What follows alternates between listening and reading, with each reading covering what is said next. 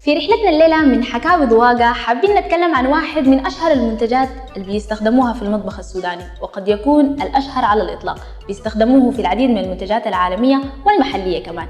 حكايتنا الليلة عن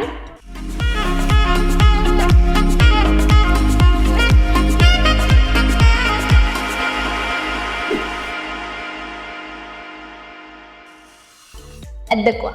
الدكوة عبارة عن مكون طبيعي تماماً من غير أي إضافات أو محسنات طعم أو مواد حافظة. بيتم تحضيره من الفول السوداني المحمص بدرجة معينة، وبيتم فرمه عن طريق أدوات ميكانيكية مخصصة، ودي هي الدكوة ست الاسم.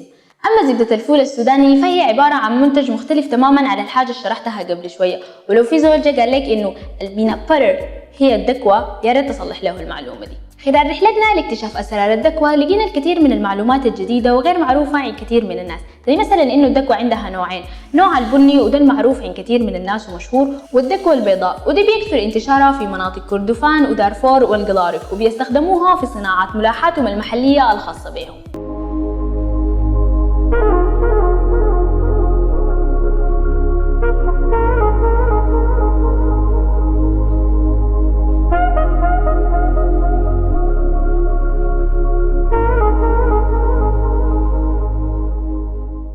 وفرقها من الدكوة العادية إنه الفول السوداني بيتحمص بدرجة أقل شوية، وده اللي بيدينا اللون الأبيض، وبرضه بتتميز بطعمها التيستلس، يعني لو قارنتها بالدكوة العادية حتلقاها مسيخة شويتين. الدكوة كمكون غذائي بيستخدموها في الكثير من الوصفات زي السلطات والمقبلات وفواتح الشهية أو الأطباق الرئيسية والملاحات وتحضير اللحوم زي الأقاشي مثلا، وده اللي كان سائد للعديد من الأعوام. بس في آخر فعالية لضواقة اكتشفنا شابة سودانية بتعمل شوكولاتة أشبه بالنوتيلا مستخدمة دكوة ومواد محلية تانية، وعجبت كثير من الحاضرين في الفعالية.